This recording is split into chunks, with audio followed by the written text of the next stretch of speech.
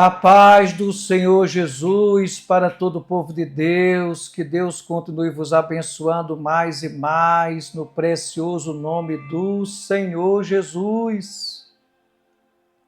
Deixar uma palavra da parte de Deus para as nossas vidas, que está inscrita no Evangelho de Jesus Cristo, segundo Lucas, capítulo 7, do versículo 11 ao versículo 13. E aconteceu pouco depois, e ele, a cidade chamada Naim, e com ele muitos dos seus discípulos e uma grande multidão. E quando chegou perto da porta da cidade, eis que levavam um defunto, filho único de sua mãe, que era viúva, e com ela uma grande multidão da cidade. E vendo-a, o Senhor moveu-se de íntima compaixão por ela e disse-lhe: não chores. Palavra abençoada para as nossas vidas. Cada vez que leio esta passagem, eu vejo quanto Deus é bom, Pai é bom, quanto o Filho é bom.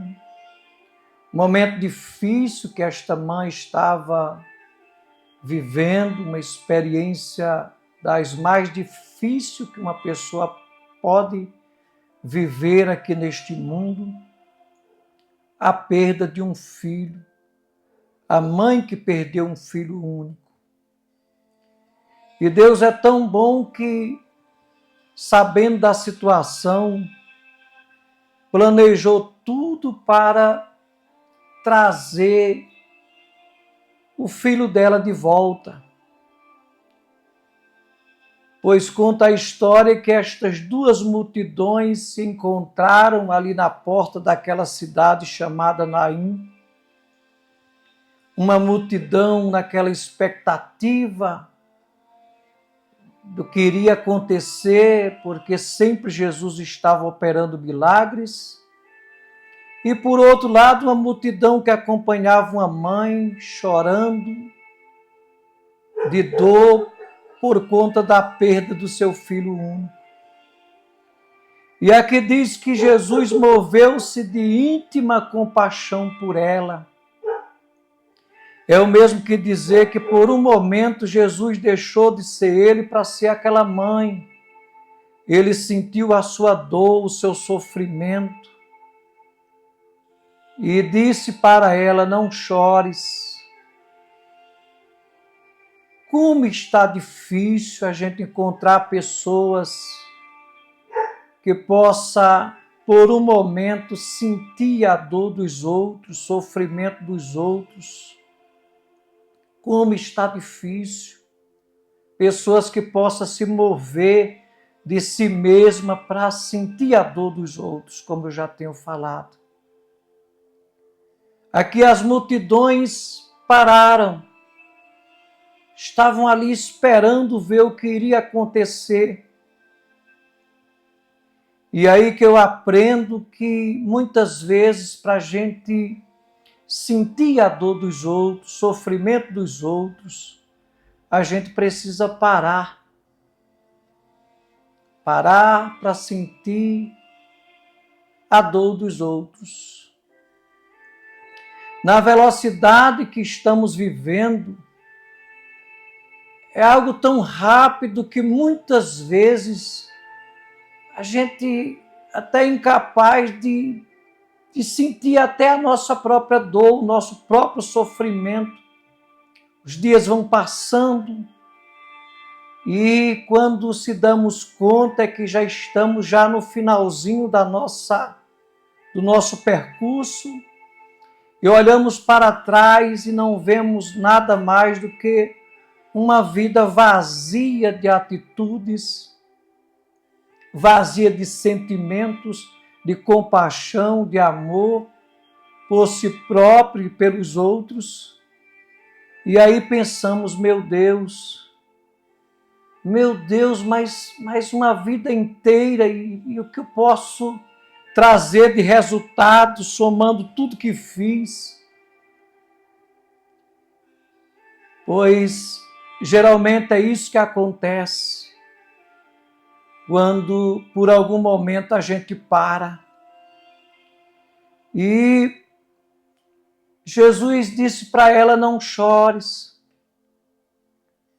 Meu Deus, como muitas vezes precisamos agir da mesma forma como Jesus já agiu, procurando de alguma forma compensar a perda dos outros, não apenas com palavras vazias, mas com atitudes, pois vivemos num mundo em que todos os dias milhares de pessoas se encontram nessa mesma situação, chorando por um motivo, uma razão, por uma perda. Enfim, é o que mais se vê nos nossos dias atuais, são pessoas chorando. E o que menos se vê são pessoas que tenham condição de sentir a dor dessas outras pessoas. Meu Deus, como eu gostaria de parar, como eu gostaria de, por um momento, ter esse sentimento que está cada dia mais raro, né? Creio que está quase que em extinção, pois cada vez que as pessoas caem numa situação difícil, nós humanos aprendemos uma coisa com facilidade, às vezes buscar o porquê que aquela pessoa caiu, porque ela está sofrendo, e buscar sempre um motivo para justificar de que ela está sofrendo, que ele está sofrendo por causa disso, por causa daquilo, e enfim chegar à conclusão de que é justo que a pessoa esteja passando por aquela experiência, quando na verdade Jesus poderia ter seguido este caminho, né? Ter vivido esta mesma fraqueza que a gente vive de buscar o porquê. Ele não buscou o porquê de nada, até porque também ele já sabia de tudo. Mas ele não buscou saber por que aquele jovem morreu, numa época em que não era comum acontecer isto. Não, ele não perdeu tempo com estas coisas. Ele deu lugar ao sentimento mais precioso que uma pessoa pode ter, que é o sentimento que leva a pessoa a sentir a dor dos outros, o sofrimento dos outros, e procurar de alguma forma trazer um alívio, trazer algo que possa de alguma forma compensar aquela dor.